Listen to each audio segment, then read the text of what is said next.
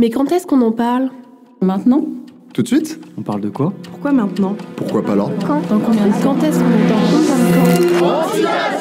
On en parle maintenant. Moi, en fait, je ne participe plus au Pride. Okay. À partir de la Pride qu'il y a eu en 2020, juste après le Covid, où j'y suis allée. Et en fait, juste avant le départ de la marche, je suis partie parce que je me sentais pas du tout à l'aise. Non seulement en termes de risques sanitaires, personne n'avait des masques déjà. J'avais rejoint un groupe de personnes autistes et queer. Mais ce que je veux dire, c'est qu'il y avait des regards moqueurs, sans compter des personnes qui, lors de cette Pride, ont cassé, ont déchiré en fait des panneaux, des pancartes qui parlaient du handicap. Moi, depuis, en fait, ma réflexion, elle a évolué. C'est qu'en fait, je vois pas l'utilité de faire une Pride, en fait, d'essayer de faire un truc inclusif, alors que c'est impossible à faire. Parce que tout dans la société est fait pour les valides. Et quand on fait une Pride où on va dire « Ah, ben, il y aura un cortège, une partie qui sera plus calme », ben, en fait, on sait très bien ce que c'est, ce genre de partie. C'est la partie où personne ne veut aller.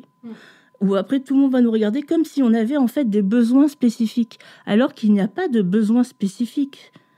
C'est juste qu'il y a des manières d'être différentes. Et je pense qu'en plus, en termes de handicap, enfin juste par rapport à la société, rien que le climat, par exemple, parce que c'est quand même des faits, tout est relié.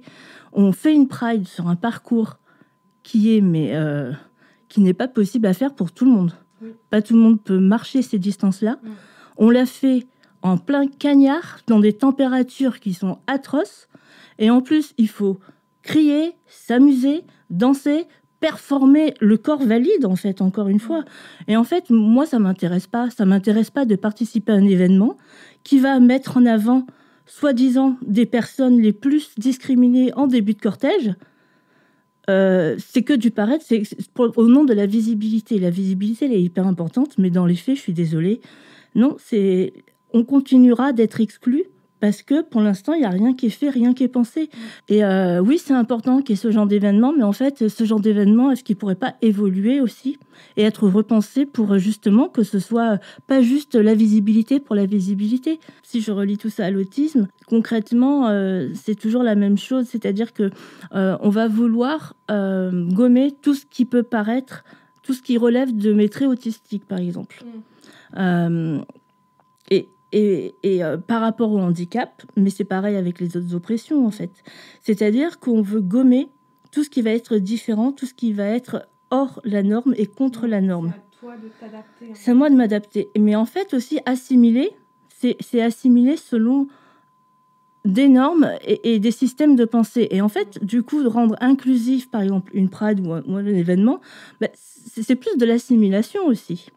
Enfin, dans le processus où en fait on veut inclure des personnes pour qu'elles se sentent bien, mais comment elles vont se sentir bien en fait ? Puisqu'en fait, si on repense pas tout, pendant les périodes de Pride, il y a beaucoup de personnes qui se sentent encore plus rejetées parce qu'en fait, on a l'impression que on n'existe pas en tant que personne queer si on ne va pas à une Pride.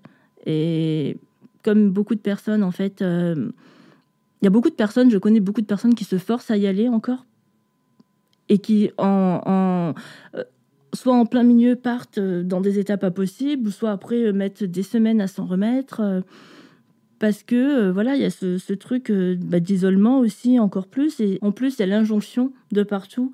On voit sur les réseaux ou même dans la vie, dans les trucs, tu vas aller à la Pride, il faut aller à la Pride, venez nombreux, mais en fait, mais à quel prix, en fait ? C'est juste repenser la manière d'être ensemble, mais en fait, est-ce qu'on a besoin, par exemple, de manifester sa joie toujours de la même manière ? En gueulant, en tapant dans les mains, en trucs. Parce que les personnes qui sont muettes, elles peuvent pas crier, comment elles font ?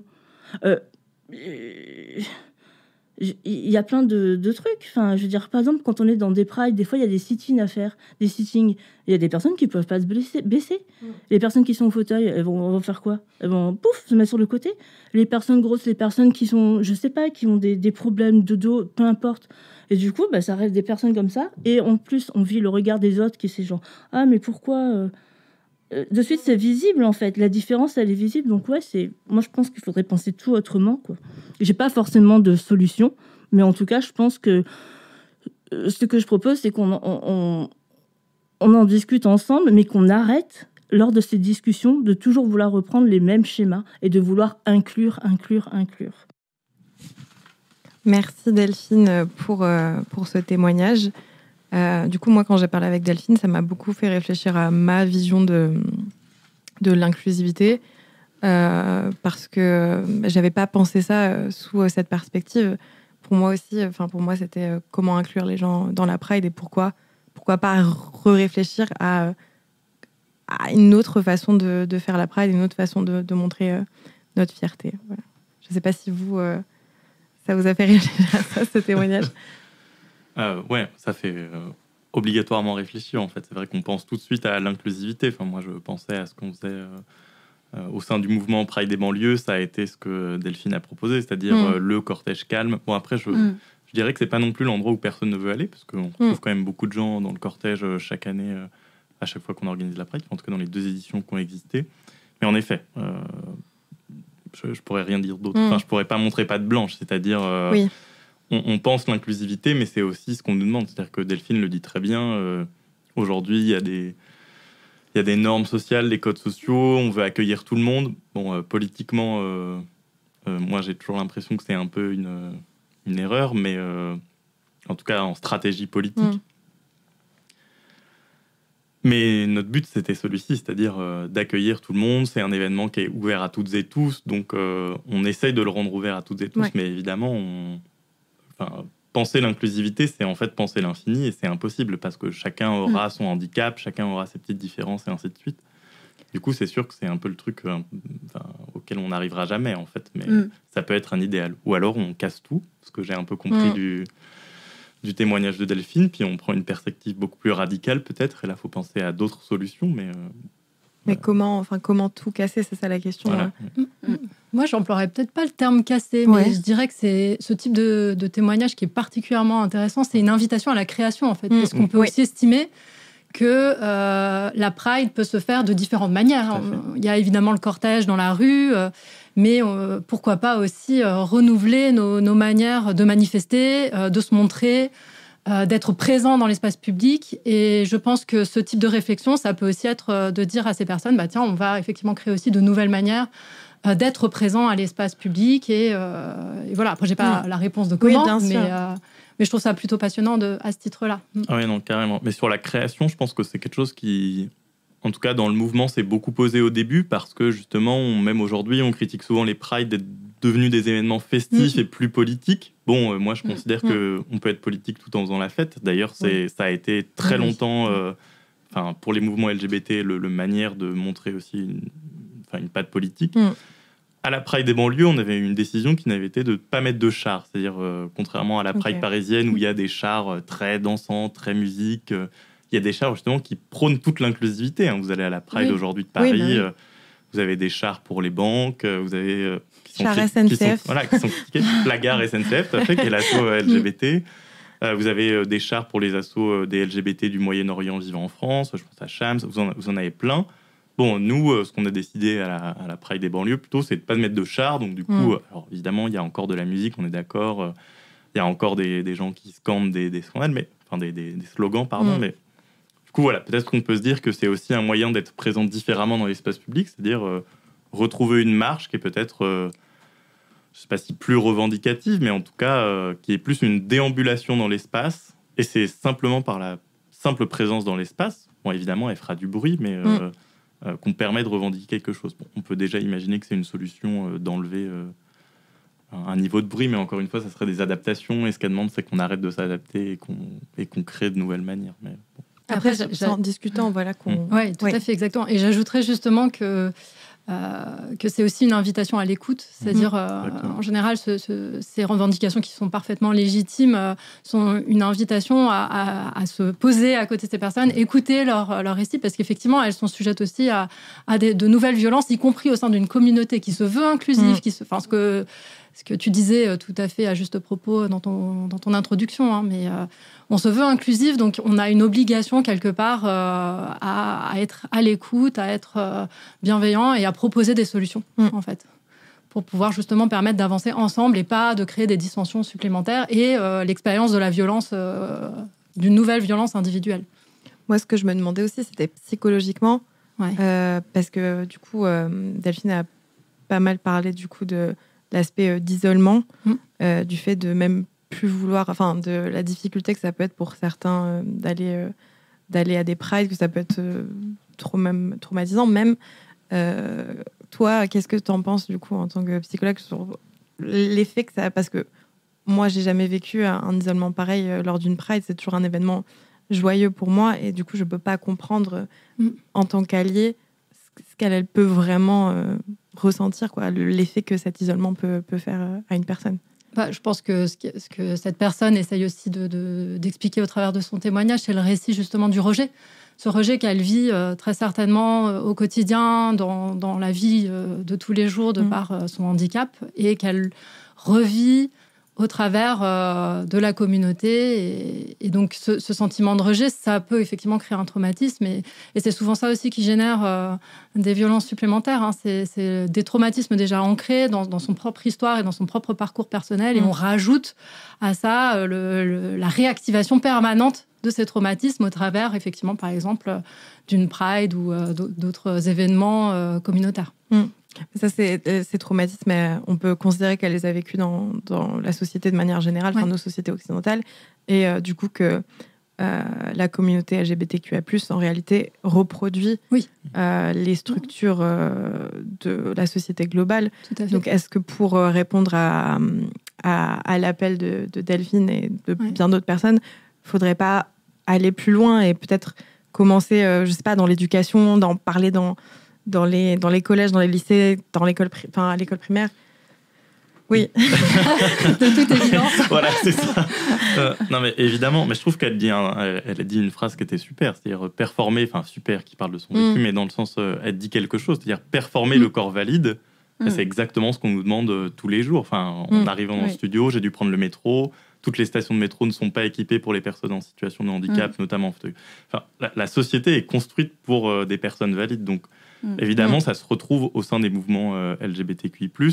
On va le voir tout à l'heure avec le racisme, mais c'est la même chose. C'est-à-dire, le racisme n'est pas inhérent à ces communautés. C'est juste un reflet du racisme existant ailleurs, qui ensuite s'exprime différemment. Mais on peut aussi penser, et je rejoins ce que tu disais parce que c'était super intéressant, on peut aussi imaginer que certes, il faut agir dans la société de manière générale. Bon, ça, c'est peut-être un peu plus compliqué à notre échelle, on va dire, mais j'y crois. Mais on peut aussi, et ça a déjà été le cas, penser que nos communautés et la manière avec laquelle on les construit peuvent être des moteurs pour des changements sociétaux beaucoup plus grands. Donc, ça peut aussi partir de nous, quoi. Et on l'a vu notamment avec les questions de santé. Enfin, on l'a vu avec le monkeypox, on l'a vu avec le VIH. La prévention, la protection, ce sont des choses qui partent des communautés LGBT. Et on voit que le rapport à la protection et à la prévention n'est pas du tout le même qu'avec les populations alliées ou hétérosexuelles.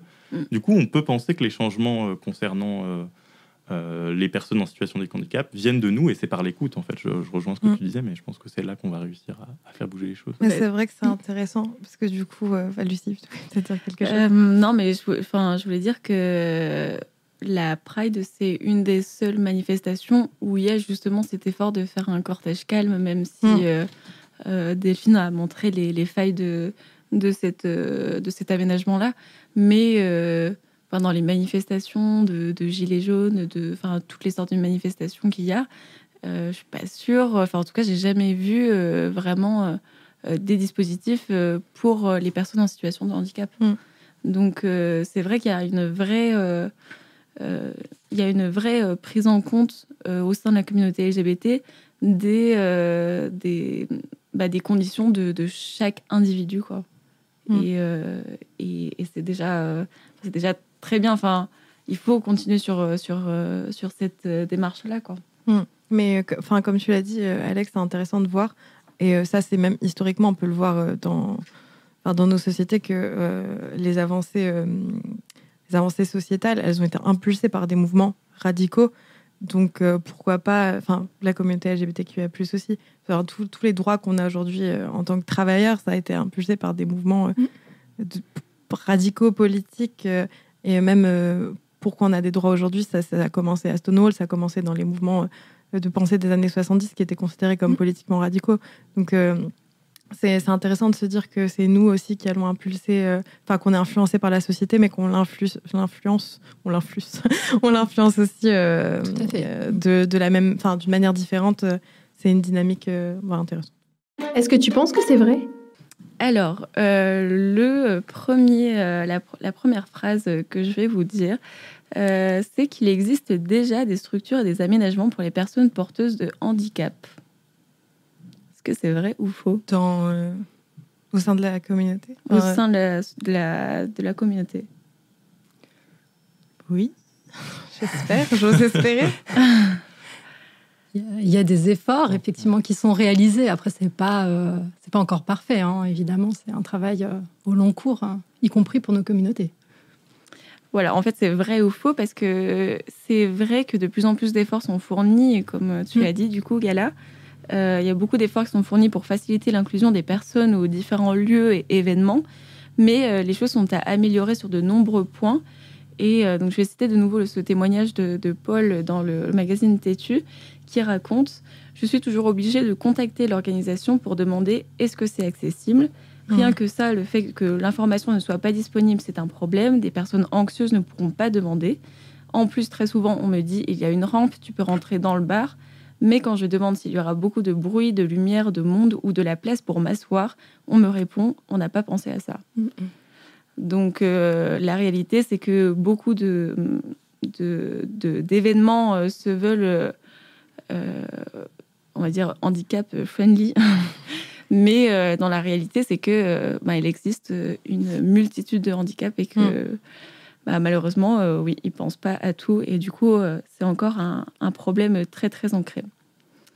Ensuite, les femmes en situation de handicap sont tout autant exposées aux violences sexistes et sexuelles que les femmes valides, entre guillemets. Oui. Je dirais plus. Oui. C'était justement le petit piège. C'était vrai ou faux. Ah oui, non, ça... Du coup, c'est faux parce que selon une étude de la direction de la recherche, des études et de l'évaluation et des statistiques, qui a été réalisée en 2020, les femmes en situation de handicap sont 2 fois plus nombreuses à avoir subi des violences sexuelles que les femmes sans handicap.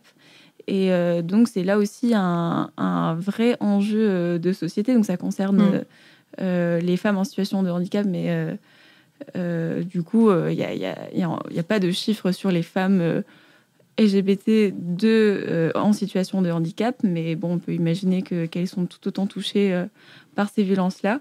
Et donc, il faut des aménagements, des services qui soient réellement appropriés pour ces situations-là. Ce qui n'est pas le cas aujourd'hui, malheureusement. En vrai, la première expérience que j'ai eue à me demander si j'étais non-binaire ou pas, j'ai eu une réponse de la seule personne que je connaissais qui était trans, qui était ultra violente à ce moment-là. C'est-à-dire que moi, je commençais à me poser des questions. Je savais que j'étais ni l'un ni l'autre, que j'étais ni un gars ni une fille, mais je savais pas qu'en fait, il existait un truc qu'on avait le droit d'être ni l'un ni l'autre. Mais je commençais à trouver les mots, à dire moi, non-binaire, ça me va. Et je me souviens que du coup, un pote que j'avais à l'époque, un mec trans, m'avait dit que lui, il considérait que les personnes non-binaires n'existaient pas, que c'était juste des gens qui savaient pas et tu pouvais être qu'un mec trans ou une meuf trans. Et c'était quand même assez brutal. Puis ensuite, d'une manière générale, au sein de la communauté LGBT, il y a beaucoup de violence envers les personnes trans, notamment et surtout les femmes trans, qui elles sont des cibles premières. Encore plus les femmes trans TDS, les femmes trans migrantes, les femmes trans qui sont rarement assez défendues.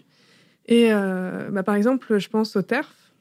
Les TERF, parfois, donc, qui se défendent, qui se protègent derrière un soi-disant féminisme, mais qui, au final, souvent attaquent...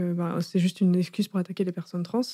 Dans leur groupe, je sais qu'il y a des lesbiennes, et des lesbiennes qui considèrent que les meufs trans sont des mecs qui viennent essayer de les agresser, et du coup, qui sont ultra transphobes envers les meufs trans qui sont lesbiennes, par exemple. Et oui, qui peuvent faire des appels à la haine, au harcèlement. Et oui, ça, les campagnes de harcèlement, j'en ai vu sur les réseaux sociaux. Rien que la dernière fois, c'était l'affaire du planning familial. Un artiste trans que je suis, que j'apprécie énormément, avait fait un dessin d'un homme enceint pour juste représenter le fait qu'ils existent, parce que, qu'on le veuille ou non, oui, ils existent. Et il y avait eu un torrent de haine, et qui venait parfois, notamment, ça pouvait tout à fait venir de la communauté LGBT, qui considérait que c'était pas la priorité à mettre sur le devant de la scène. Et même, voilà, au sein de la communauté LGBT, on sait qu'il y a des L ou des G, même des B, qui peuvent considérer que c'est pas légitime ou c'est pas acceptable. Et justement, tu as parlé t'as donné plusieurs exemples. Moi, ce que je me demandais, c'est quelles formes peuvent prendre la transphobie au sein de la communauté, parce que comme toute forme d'oppression, ça peut prendre des formes variées, parfois des violences physiques, parfois symboliques, parfois de la fétichisation. Est-ce que tu peux nous parler un peu de ça ? Moi, j'ai surtout vu de la violence symbolique ou de la fétichisation ou de la violence mentale, enfin psychique, dans le sens où j'ai vu des personnes qui prenaient jamais au sérieux les personnes trans ou les personnes non-binaires. Il y a comme le discours sur la biphobie qui disent non, mais vous savez juste pas choisir. On a déjà sorti des trucs un peu similaires aux non-binaires. Non, mais vous savez pas choisir, vous voulez juste avoir les deux, tout ça. Non, on est juste non-binaire. J'ai vu de la fétichisation et je me souviens toujours une anecdote avec un tatoueur.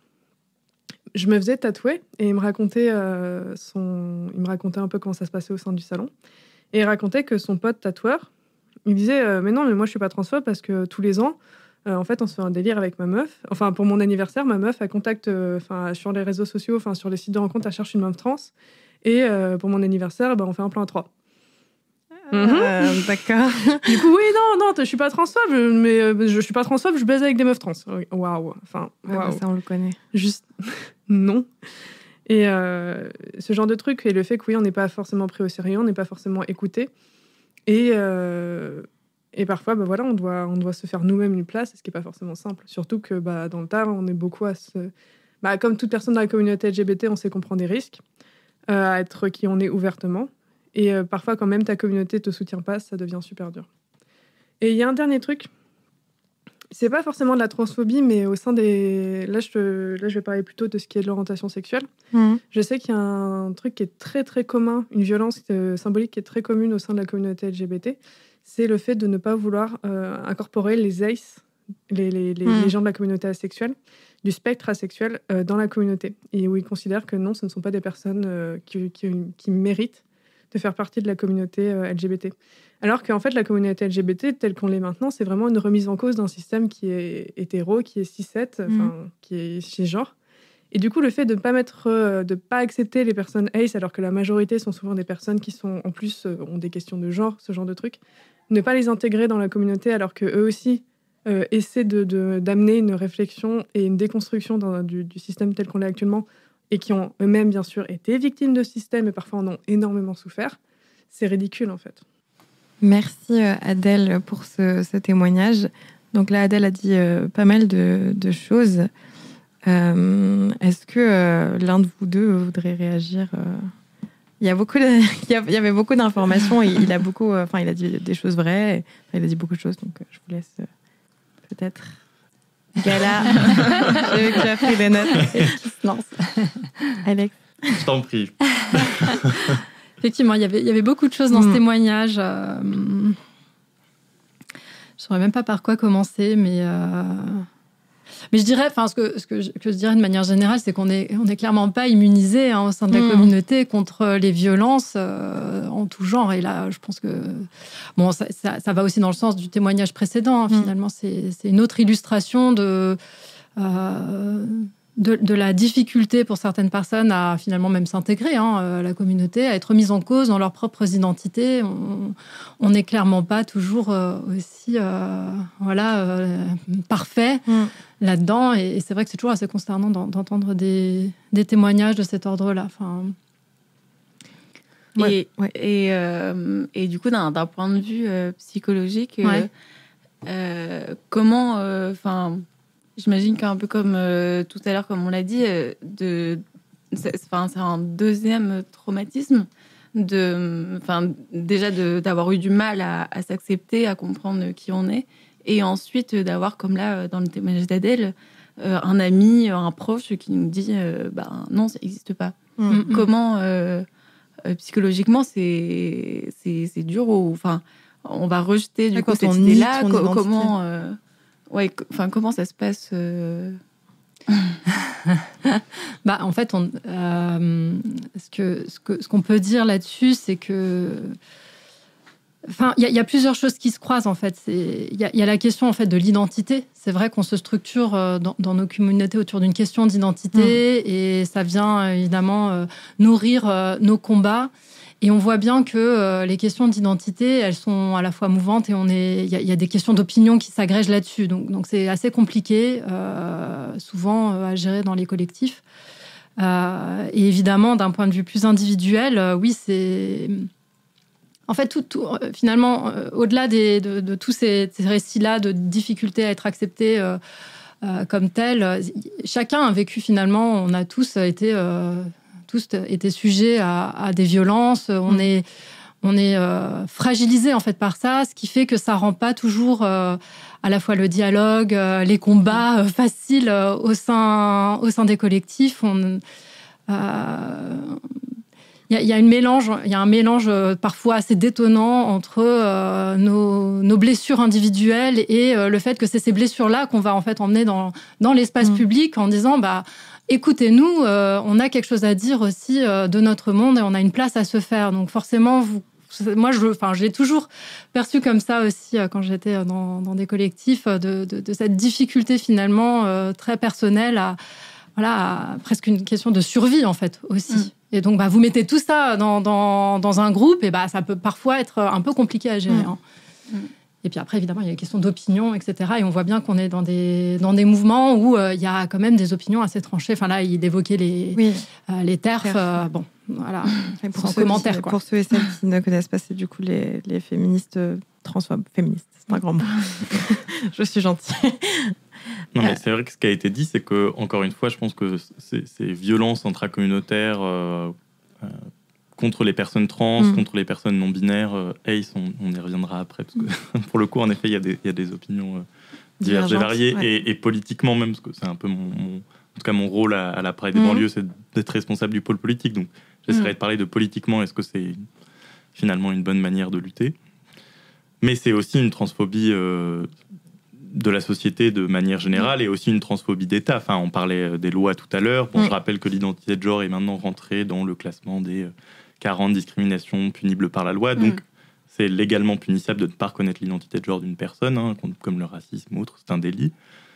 Mais il y a plein d'autres choses qui ne sont pas faites. L'exclusion des personnes trans de la PMA, la difficulté de changer de prénom, la personne l'évoquait, enfin Adèle l'évoquait, mais la difficulté pour les transmigrantes d'avoir accès à un statut régulier. Enfin voilà, il y a, évidemment, c'est une transphobie. Les détenus aussi. Oui. Beaucoup de. Mais je pense, là, c'est des choses globalement déjà de la société envers la communauté. Mais ce qui est dur, je pense, à concevoir aussi, c'est que parfois les violences au sein de la communauté, elles sont assez policées. Et du coup, comment exprimer être victime de violence quand t'en parles à côté, c'est rien, c'est pas de la violence. Enfin, c'est juste la personne elle a dit ça, c'est pas très grave. Elle t'a pas insulté, elle t'a pas crié dessus, elle t'a pas frappé. Sauf que les violences symboliques qu'on ramène à demi-mot et des choses comme ça peut être tout aussi nocif en fait. Oui, voilà. Mais comme la personne le disait très bien aussi, et notamment pour les femmes trans, on retrouve aussi ce principe de misogynie qui arrive, évidemment, qui est là. Ce principe d'exclusion, il n'est pas... les mouvements LGBT, quoi qu'on en pense, malgré leur histoire, menés par des femmes trans, on cite souvent Stonewall, mais il y a eu plein d'événements avant aussi, font que les hommes, les white gays, ont un peu pris le truc à bras-le-corps, ce qui est vrai. Ils ont porté les mouvements, mais il y avait aussi plein d'autres gens dans ces mouvements, et c'est justement ça aussi aujourd'hui que toutes les personnes qui sont à côté, LGBTQ, et ce que vous avez présenté en introduction, c'est-à-dire le principe même de l'intersectionnalité, c'est de montrer que sur ce spectre des LGBT, il y a plein d'autres choses qui se mettent en jeu, l'identité de genre, la race, et ainsi de suite, et donc ça complexifie un peu tout, sauf que un white gay qui soit gay, il peut potentiellement rester misogyne, il peut, il reste aussi un homme malgré une identité de genre variable, une masculinité variable. Bon, ça n'empêche pas, encore une fois, des violences. En fait, comme tout à l'heure, les violences, elles sont présentes dans la communauté, elles sont présentes même lors des prides. Vous pouvez la voir dans l'espace public, mais l'exemple était intéressant ici. Elles sont aussi et surtout, comme les violences dans le couple, présentes au sein du domicile familial, en fait. Les violences sexuelles, on oublie aussi souvent que c'est à l'intérieur de la maison qu'elles se passent. Il y a eu ce truc des mouvements féministes, le privé et politique. Bon, là, c'est aussi la même chose, en fait. C'est pas étonnant que ces violences se retrouvent aussi à l'intérieur de nos communautés, ou même auprès de ses amis. Un ami lui dit je suis pas transphobe parce que je couche avec des meufs trans.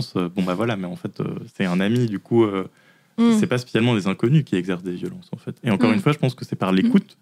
Je pense qu'on donne beaucoup de pouvoir à l'écoute.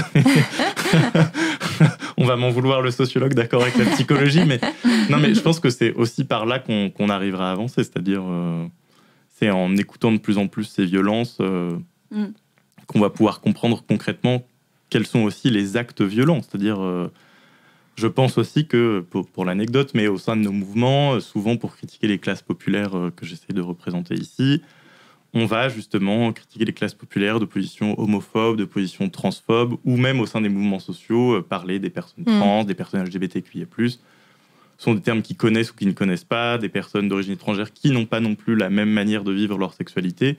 Et puis, on va un peu leur sauter dessus en disant « Ah, mais c'est horrible, ce que tu viens de dire est transphobe. » Puis on va dire « Ah, ça, c'est encore les classes populaires et les personnes racisées. » Bon, en fait, si on montrait aussi une forme d'écoute envers ces personnes, l'écoute est des deux côtés. C'est-à-dire, bien sûr. je comprends que la difficulté d'avoir des positions pédagogiques pour les personnes qui vivent des violences est un peu insupportable, parce qu'on a toujours l'impression de devoir apprendre aux autres comment se comporter.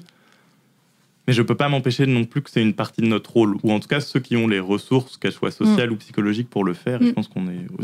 Moi, je suis complètement d'accord avec toi. On ne peut pas demander aux gens, exiger aux gens d'avoir des codes. Les codes que nous, on a, c'est limite...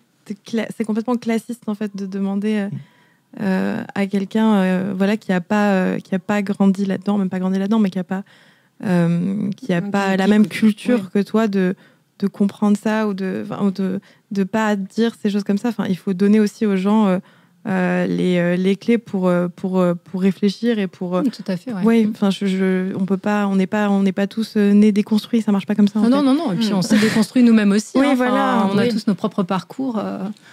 C'est une question, effectivement. C'est là que je suis tout à fait d'accord. Le psy et le sociologue se rejoignent. Parce que on analyse un peu aussi à la fois à l'aune des parcours qu'on a pu avoir. Et puis il faut avoir une position un peu de sensibilisation, de bienveillance, en se disant que on est tous...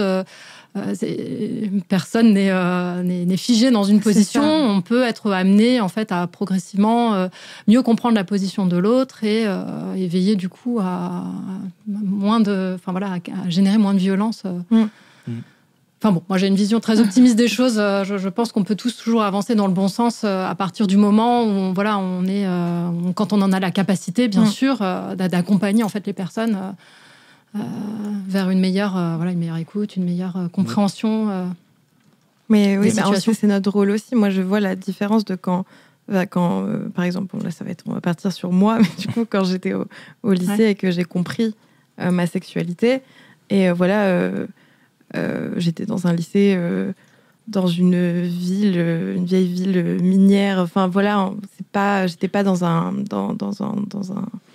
environnement intellectuel comme quand j'ai pu après arriver à Paris, arriver à la Sorbonne, et on m'a parlé de choses, il y avait des vocabulaires militants, des choses que moi je n'avais pas.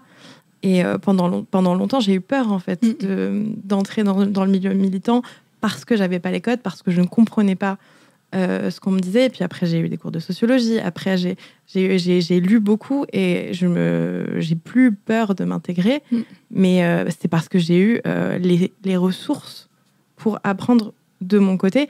Si je les avais pas eues, je pense qu'aujourd'hui, je n'aurais pas pu peut-être aller à la Pride ou faire des choses comme ça parce que j'aurais eu peur, en fait, de pas me sentir à ma place ou de pas savoir quoi dire, quoi faire. Voilà. Mais en fait, pardon. Non, vas-y.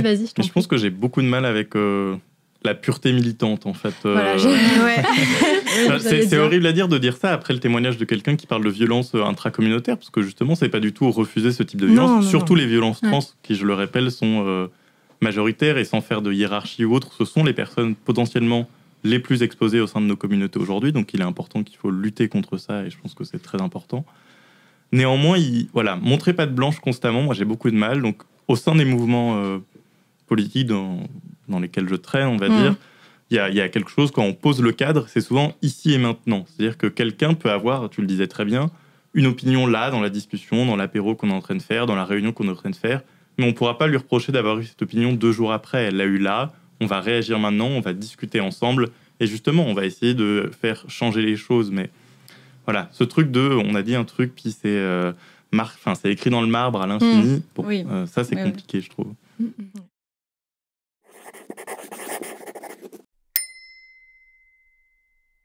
Si je vous parle de violence conjugale, vous allez certainement imaginer une femme, la quarantaine, victime de violences physiques de la part de son partenaire, un homme du même âge.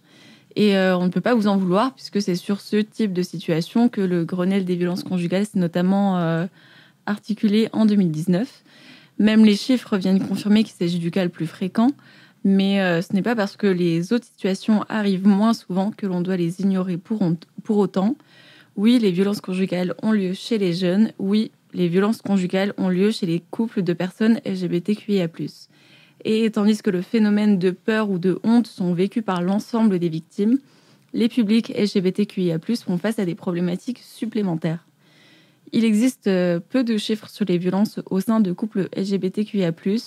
En 2019, le ministère de l'Intérieur dénombre 8 décès survenus au sein de couples du même genre, mais des études états-uniennes estiment que la proportion des femmes et des hommes ayant subi des violences de tout type au sein d'un couple de même genre est la même que celle des femmes en couple hétérosexuel et est bien plus élevée que celle des hommes en couple hétérosexuel.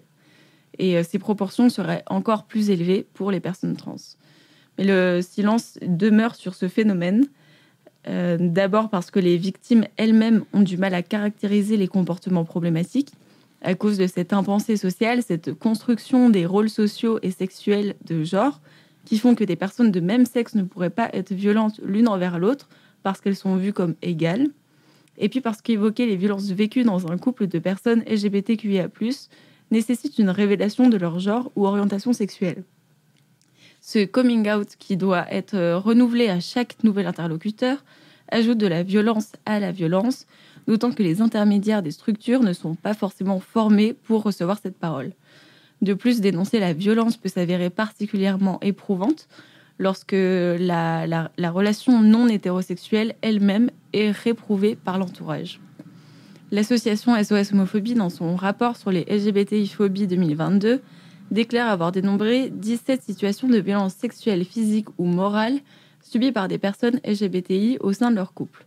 Mais qu'il est probable que de nombreuses personnes estiment que ces violences n'entrent pas dans le cadre de leur mission d'écoute, qu'elles ne constituent pas des LGBTI-phobies, puisque les agresseurs et les agresseuses sont des personnes LGBTI. Le nombre il peut également être très sous-estimé parce que, comme on peut le lire dans le rapport, ces situations elles ont pu être passées sous silence par les militants et militantes, elles et eux-mêmes, et même certaines victimes, en partie par peur qu'elles ne soient instrumentalisées par celles et ceux qui s'opposent à l'avancée des droits des personnes LGBT. Ainsi, afin de ne pas faire peser sur leur communauté le poids de nouveaux clichés, les personnes LGBTQIA+, s'abstiennent de dénoncer des violences que l'on retrouve pourtant dans toutes les formes de couple. Quand on parle de violence conjugale, on parle de violence physique, verbale, psychologique, économique ou encore sociale. Et Valérie Roy, professeure en sciences sociales, estime que ces grandes formes de violence se retrouvent partout, mais qu'il existe en plus des particularités liées à l'orientation sexuelle et à l'identité de genre, tout particulièrement des menaces d'outing, c'est-à-dire la révélation de l'orientation sexuelle ou de l'identité de genre à des tiers sans le consentement de la personne, ainsi que des insultes visant à dénigrer l'orientation sexuelle ou l'identité de genre de la personne. Ainsi, donc, parmi les témoignages recueillis par SOS Homophobie, les mécanismes décrits sont les mêmes que l'on retrouve dans tous les couples concernés par les violences, dénigrement, éloignement de l'entourage amical et familial, violences physiques, harcèlement post-rupture, etc. Mais à cela, du coup, au sein des témoignages, s'ajoute la peur d'être outé auprès de l'entourage si la relation se finit, les insultes LGBTI-phobes, la négation de sa relation par la société, donc, et dans le cas des hommes gays, il y a en plus la disgrâce d'être une fois de plus un homme qui ne correspond pas aux normes de la masculinité. Dans une tribune publiée sur le blog de Mediapart, l'association contre les violences sexistes et sexuelles En Avant Toutes et SOS Homophobie appellent à une prise de conscience sur les violences vécues par les LGBTQIA+, notamment les jeunes, et demandent des moyens supplémentaires. Ils écrivent notamment « Il est temps d'avoir plus de moyens et moins de préjugés pour accompagner correctement les jeunes non hétérosexuels. Il est urgent de libérer la parole et de lutter contre les violences au sein des couples LGBTQIA+. » Ça s'est surtout manifesté sur des applis de rencontres. En fait, sur des applis de rencontres, les personnes rédigent leur profil et on a tendance à voir apparaître des mentions comme pas de black, pas d'asiatique, ou à l'inverse, que des beurs, j'utilise les termes qui sont écrits. En fait, il y a soit des phénomènes de rejet, soit des phénomènes de fétichisation. Et ça va souvent en fait, être exprimé d'une façon qui est assez insidieuse, en fait, qui consiste à dire bon, je ne suis pas raciste, mais je ne suis pas attiré, c'est une question de préférence. Voilà. En fait, on s'abrite derrière la notion de préférence pour manifester une forme d'expression de racisme, en fait. Justement, j'avais vu qu'il y avait une enquête qui a été faite en Angleterre et sur 850 hommes qui s'identifient comme gays et racisés. Et l'enquête a fait qu'il y a eu 2/3 de ces personnes-là qui se disaient confrontées à des situations de racisme par d'autres personnes de la communauté. Est-ce que vous trouvez ça choquant ou pas ? Alors, choquant, sur le principe, bien sûr. En pratique, je dirais que c'est pas extrêmement surprenant parce qu'en fait, quelle que soit la communauté, finalement, au sein de chaque minorité, c'est le reflet de la société et donc c'est pas parce qu'on fait partie d'une minorité qu'on n'a pas soi-même en fait des préjugés, des biais sur des choses. Donc en fait, c'est des situations qui finalement sont pas très surprenantes. Il y a du racisme dans la population générale. On retrouve du racisme chez les personnes LGBTI. En tant que personne, alors selon les termes, soit racisée, soit non blanche. En fait, vu que je suis petit, je sais que je vais faire l'expérience du racisme. Donc, le fait d'y être confronté ne me surprend pas, quel que soit le milieu dans lequel je vais me trouver. Donc, je ne vais pas l'avoir subi de façon plus violente. En revanche, ça a un côté un peu, désespérant de se dire, finalement, on reproduit ici les mêmes comportements et on va se comporter en donneur et donneuse de leçons à l'extérieur, en disant aux personnes qu'il faut qu'elles se forment, qu'elles s'informent, qu'elles prennent conscience de leurs préjugés, alors que finalement, on fait exactement la même chose. Quelles solutions vous imaginez pour réduire ce racisme entre les personnes LGBT ? Alors, ce sont finalement un peu les mêmes solutions que celles qu'il faudrait appliquer pour la société tout entière. La première étape, c'est de s'en rendre compte, en fait. C'est de se rendre compte que, de même que pour les LGBTI-phobies, il y a des phénomènes de racisme qui sont intériorisés, même si c'est pas, on va dire, ça part pas. On va avoir ces comportements qui parfois ne partent pas forcément. La personne ne se rend pas forcément compte des conséquences que ça peut avoir. Voilà, le plus important, c'est d'abord d'en prendre conscience. Et à partir du moment où on a pris conscience du phénomène et où on prend conscience même pour soi-même, en fait, du fait qu'on peut avoir des comportements discriminants, là, on peut commencer un travail pour essayer soi-même de se former. Le terme français n'est pas forcément adapté, mais s'éduquer sur ces sujets-là. En tant que personne qui fait partie d'une minorité discriminée, je pense que c'est un devoir, en fait, d'être encore plus vigilant que les autres personnes pour soi-même faire attention à ces problématiques de discrimination multiples. Et ça concerne le racisme, mais ça va concerner aussi le sexisme, ça va concerner aussi la handiphobie, ça va concerner aussi l'agisme. Voilà, toutes les formes de discrimination, en fait. Voilà, l'important, en premier lieu, c'est de prendre conscience que parce qu'on est membre, parce qu'on fait partie d'une minorité discriminée, on n'est pas à l'abri d'être soi-même discriminant. Qu'est-ce qu'on peut faire, en fait, pour améliorer les choses ? Même si ça peut avoir un aspect contre-intuitif, en fait, au début, c'est peut-être nécessaire de passer par cette phase de visibilisation, qui effectivement n'est pas forcément...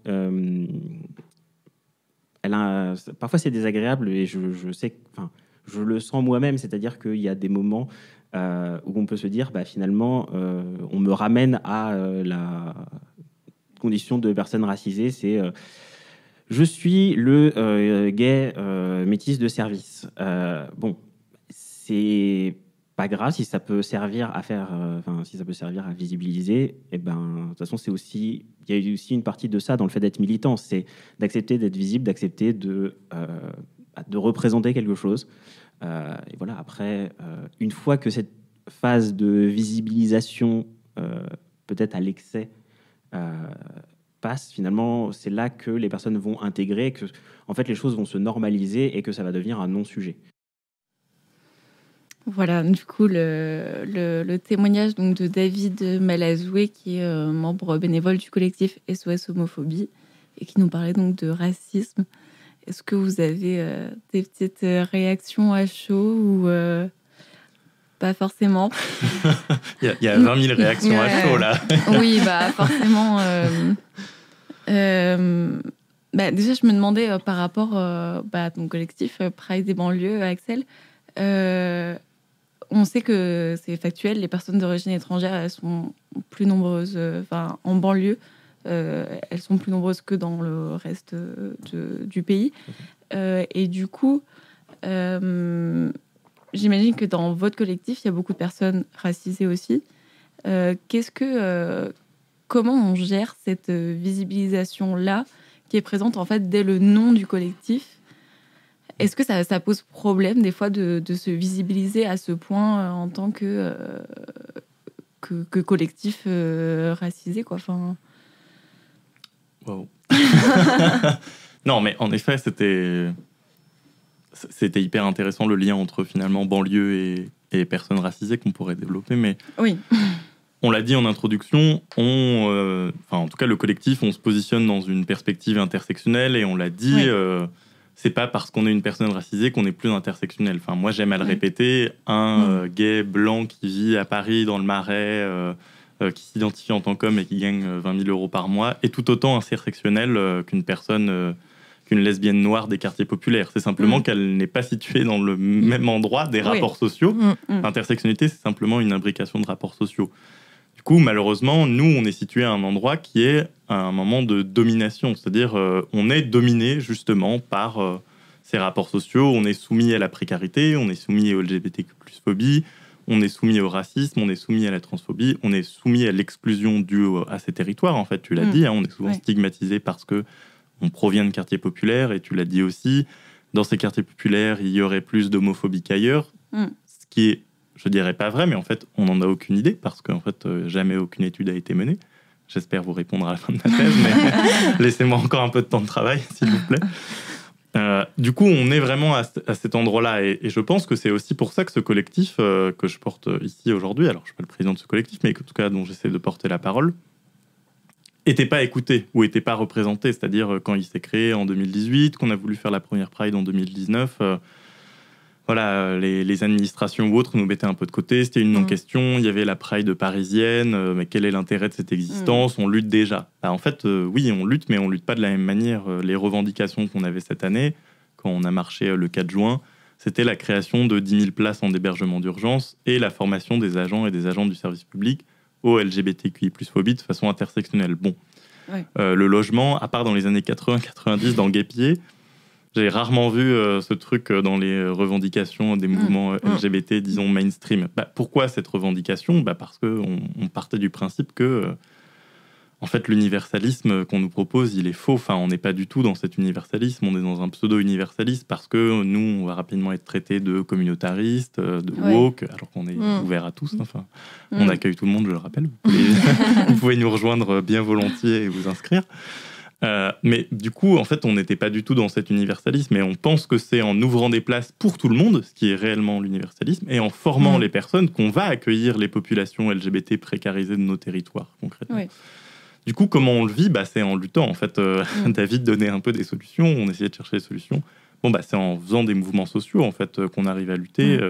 Tu le disais, l'intersectionnalité, c'est né des mouvements sociaux, du black feminism dans les années 70, en 60-70, puis après formalisé dans le droit par Crenshaw dans les années 90. Mais voilà, c'est aussi par notre présence ici, quand je parle, présence dans la rue, quand on fait la Pride, ou dans les médias, qu'on arrive, en fait, à être compris et représenté. C'est-à-dire que je pense qu'on est vraiment passé d'un moment entre l'écoute, ce qu'on a fait un petit peu, ils nous ont un peu écouté en 2019 quand on a marché, la compréhension un petit peu, puis le fait qu'on existe réellement aujourd'hui, quoi. Du coup, aujourd'hui, c'est beaucoup plus simple de rencontrer d'autres associations, c'est beaucoup plus simple de rencontrer les mairies pour leur dire mais il faut former les personnes qui sont dans vos territoires, parce que tu le disais très bien, mais en fait, être une personne trans de quartier populaire et arriver à l'hôpital de Saint-Denis ou de Bobigny, déjà c'est 10 heures d'attente. C'est peut-être la même chose à Salpêtrière, mais on est quand même sur autre chose, à Delafontaine. Donc il y a déjà ça, des services publics délabrés et détruits. Donc c'est aussi ça le vécu de queer des quartiers populaires aujourd'hui. Et puis c'est arriver et être refusé, en fait, ne pas comprendre qu'on est potentiellement queer. C'est un truc où la personne n'est pas formée. Et ça rejoint un peu ce que disait David. Il faut que j'arrête de monopoliser la parole.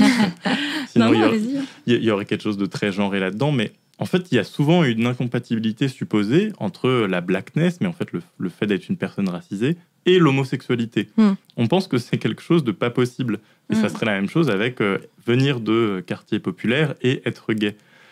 En fait, ce qu'on essaie de prouver, c'est que ce vécu est possible et il se vit de manière différente. En fait, c'est des modes de vie différents qui peuvent être distincts de Paris, mais la Pride des banlieues ne dit pas Paris ne doit plus exister. En fait, la marche de Paris a amené plein de droits nécessaires et on les remercie. C'est juste que le vécu est un peu différent et donc du coup, on se dit s'il est un peu différent, c'est qu'il y a des besoins différents. Moi, je pense, malgré la première intervention tout à l'heure sur le handicap, que le terme de besoin est important, en fait.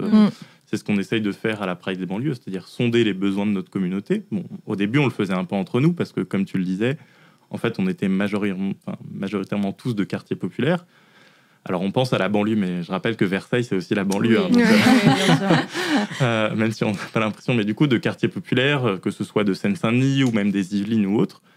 Donc, c'est un peu partie de nous, c'est-à-dire c'est un peu partie de nos existences. Je pense à un super livre maintenant, nos existences Andy, mais c'était la discussion de tout à l'heure. Mais c'est partie de nous. Maintenant, ce qu'on essaie aussi de faire aujourd'hui, c'est-à-dire sonder notre communauté de manière générale. Parce qu'en fait, tous les sondages qu'on cite depuis tout à l'heure, sauf sur le VIH, mais je reviendrai après, je vais laisser parler ma collègue, mais en fait, on ne sait pas grand-chose des queers des quartiers populaires aujourd'hui. Nous, on essaye de les représenter, mais c'est difficile de savoir. Du coup, à la Pride des banlieues, on a aussi des pôles d'action qui essayent de sonder nos populations. Dans très peu de temps, on va lancer un questionnaire, du coup, en partenariat avec une université pour essayer de sonder les personnes LGBT de quartiers populaires, connaître leurs besoins, connaître leur vécu. Et ça sera aussi un moyen de lutter, c'est-à-dire si elles nous disent j'ai été victime de racisme ici, voire au sein même de la communauté. David le disait très bien, alors les applications de rencontre, je pourrais en parler. Ça pourrait faire l'objet d'une émission. Voilà, il faut que ça fasse l'objet d'une émission, je le demande, mais il y a quand même quelques trucs. Je sais qu'à Brut, il y a quelques années, m'a demandé de faire des trucs. Donc ça parle, mais parce que c'est visible, en fait, comme il le disait très bien, No Black, No Asian, on lance l'appli. Lancer Grindr, je pense que là, on est dans le 12e, mais ça arrivera quand même. Mais en fait, l'exclusion, elle est même... moi, les personnes que je rencontre, du coup, dans le cadre de mes travaux de thèse et avec qui je fais des entretiens, l'exclusion, elle est aussi, quand vous allez dans un club, voilà, en fait, vous êtes une personne racisée, à moins que vous soyez la folle gay racisée de service, en gros, on va dire, qu'est-ce que tu fais là, du coup Du coup, c'est aussi toute ce qu'on appelle l'existe corporel, mais toute une manière de se présenter qui, entre guillemets, ne ferait pas aussi gay ou pas assez gay, en fait, c'est surtout ça. Donc, on est vraiment dans ce truc un peu compliqué où soit on est fétichisé, c'est-à-dire on va souvent penser que les personnes racisées ont une sexualité exacerbée du fait d'une culture. Il y a une super thèse de Damien Traoré sur les personnes gays noires à Paris qui parle de ça. Donc, il y a un peu ce truc de fétichisation à l'extrême ou alors exclusion. Du coup, comment gérer ça ? C'est aussi créer des lieux, comme je disais, qui nous ressemblent. C'est-à-dire la Pride des banlieues, elle est là pour ça. les revendications qu'on porte, elles sont là pour ça. La volonté de créer un centre communautaire en banlieue, en Seine-Saint-Denis, c'est aussi pour accueillir ces populations qui finalement sont prises dans ce balancier qui est un peu invivable en fait.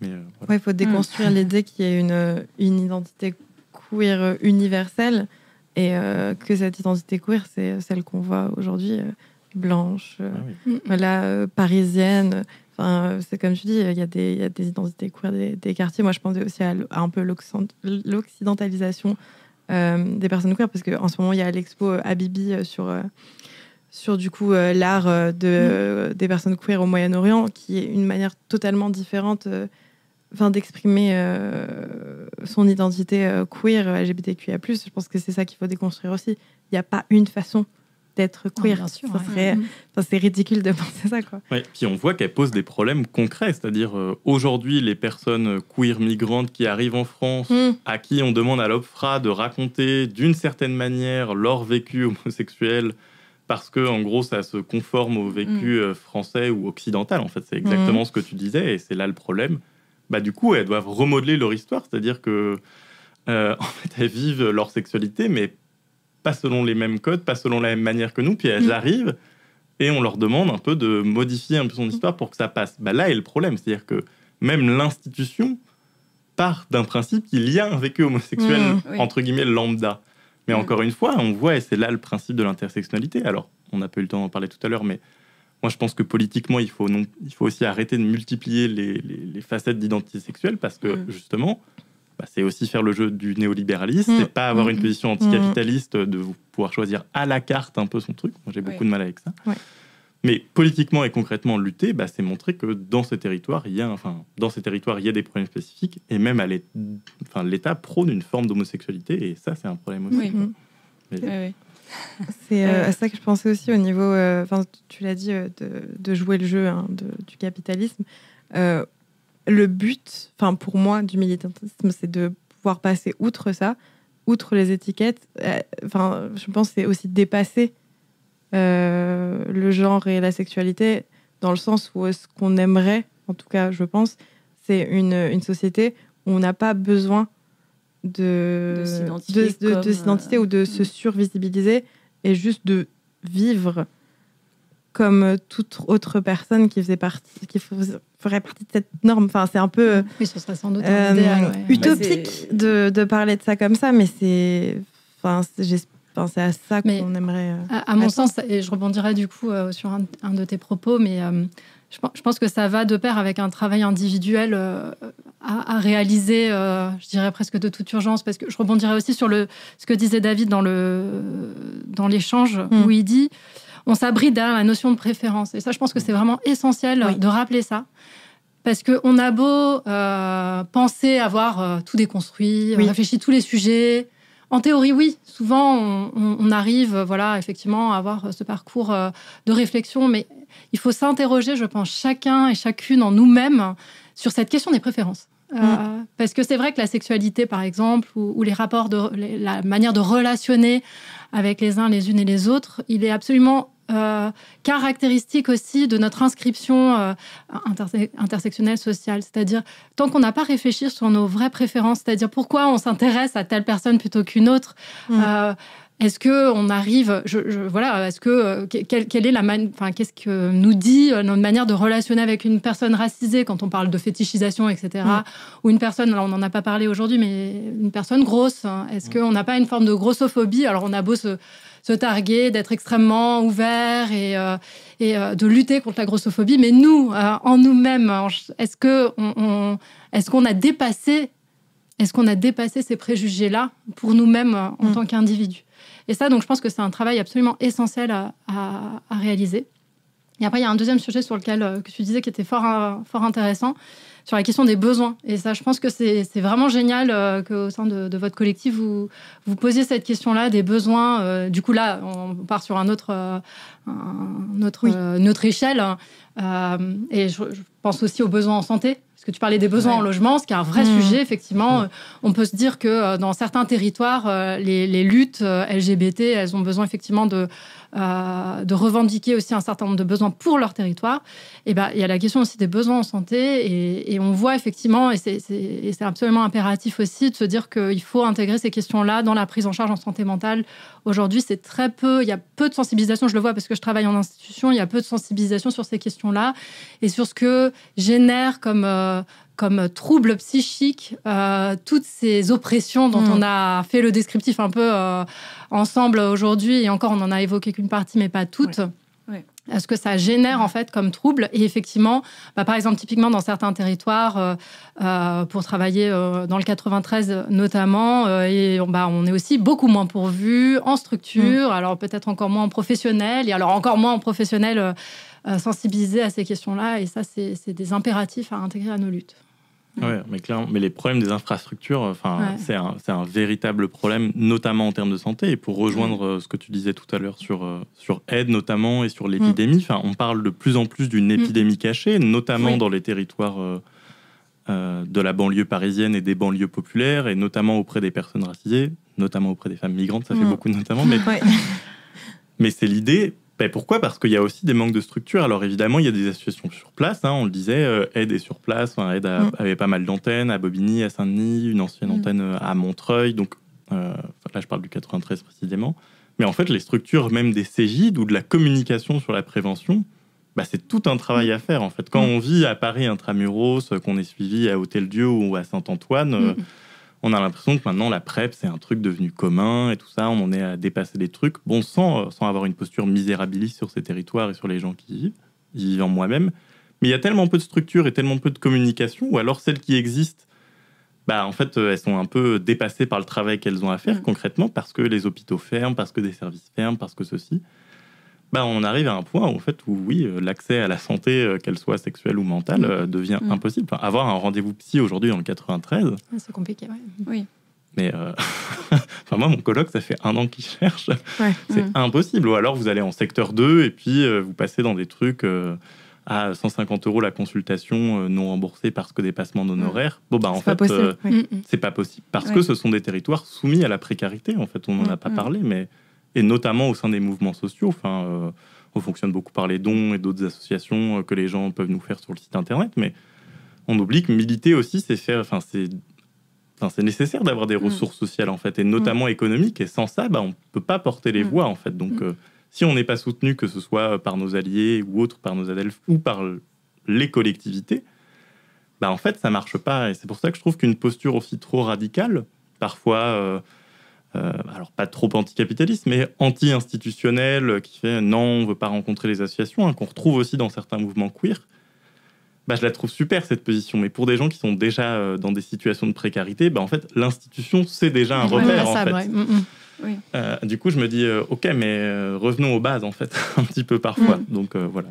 Et c'est sûr que on sait en soi qu'il y a des problèmes d'accession aux infrastructures publiques, parce que aux États-Unis, qui font des statistiques un peu plus poussées par ethnie et qui sont aussi beaucoup plus poussées, on l'a vu tout à l'heure, sur l'orientation sexuelle et l'identité de genre, on voit qu'il y a énormément de problèmes aux États-Unis, et du coup ça veut dire que obligatoirement en Europe et en France il y a ces mêmes problèmes-là, sauf qu'on n'a pas les chiffres, donc on ne peut pas forcément porter ces revendications-là.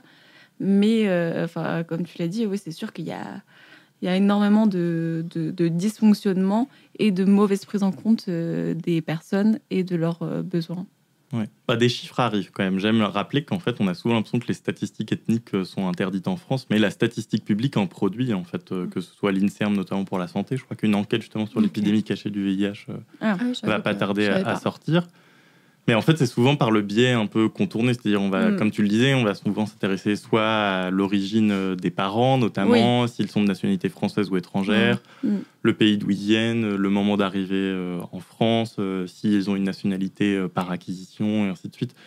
Du coup, en fait, on les a quand même, mais c'est pas l'idée qu'on a. Des manières détournées de trouver l'information. C'est ça. Mais ça reste des statistiques ethniques, qui nous disent des choses en fait concrètement et qui nous permettent justement, comme tu le disais, très bien de savoir les concentrations de population étrangère à certains endroits. L'enquête Théo, encore une fois, de l'INED, Trajectoire et Origine, du coup, nous permet concrètement de voir que les logements sociaux sont majoritairement composés de personnes d'origine étrangère.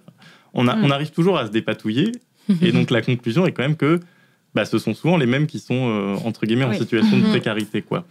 Bon. Je pense aussi à un truc qu'on a tendance à mettre de côté, et c'est pour ça que c'est nécessaire aussi, je pense, d'avoir commencé la Pride des banlieues, parce que, oui, même aujourd'hui, on capitalise tout le temps de la communauté LGBTQIA+. On le voit pendant le mois de juin, où on a les tote bags arc-en-ciel et les machins, et sauf qu'on comprend pas que le problème de fond, il est pas là, quoi. Ouais. Dans le tote bag, non. Non, ça je veux dire, c'est genre acheter un tote bag à 3 balles qui a été fait par une femme au Bangladesh. Ça répond pas à la question. C'est contre-productif. Après, là, on pourra en parler pendant encore 3 heures, je pense. Et ce qui est terrible, pourtant, c'est que ça sert à des gens. Quand vous lisez des choses sur les entreprises qui participent au Pride et les employés de ces entreprises qui participent au Pride, les employés vont vous dire « Mais moi, je suis hyper content que mon entreprise soit là à la Pride. » Vous voyez. Donc là encore, on est à un moment à cette ambivalence qui est compliquée entre... et c'est là qu'on voit en fait la limite de la perspective individuelle, c'est-à-dire politiquement, pour nous qui, entre guillemets, se basons à gauche, ça marche pas. Mais pour les gens individuellement, voir que leur entreprise a un char à la Pride... Mais c'est génial, en fait. Ça veut dire que leur entreprise est inclusive, ça veut dire qu'ils peuvent travailler dans de bonnes conditions, ça veut dire qu'ils sont acceptés. Vous voyez, la balance est encore compliquée, en fait, où se placer. Bon. Totalement. Il y a 20 émissions. On pourra faire une suite. Je voulais juste ajouter, c'était une partie de notre discussion qu'on avait eue avec David, et je trouvais que c'était quand même important de le dire. Il nous disait notamment que c'était bien, entre guillemets, que les gens, parfois, ils fassent des erreurs, qui tiennent des propos transphobes, qui tiennent des propos racistes ou autres, parce qu'en fait, on se rend compte que, oui, ces personnes-là, elles existent, qu'on les côtoie potentiellement, et donc, on peut, à partir du moment où elles ont eu ces propos-là, commencer une discussion et commencer à les éduquer, entre guillemets, encore. Mais du coup, voilà, il nous disait ça. Et c'est vrai que c'est important de rappeler que déjà, on n'est pas tous parfaits. Nous, on fait cette émission, mais on n'est pas non plus... on n'est pas les parfaites alliées queer déconstruites non plus. Quoi. On a toujours des mécanismes qui sont intégrés en nous. Et ce qui est important, c'est de ne pas forcément stigmatiser, de ne pas se dire elle a des propos transphobes, tout le monde va aller l'insulter sur les réseaux sociaux. C'est pas comme ça que les choses fonctionnent. Ce qui est important, c'est que le dialogue reste ouvert et c'est comme ça que les choses avancent. Mais quand est-ce qu'on en parle ? Maintenant ? Tout de suite ? On parle de quoi ? Pourquoi maintenant ? Pourquoi pas là ? Quand ? Dans combien de temps ? Quand est-ce qu'on en parle ? On en parle maintenant.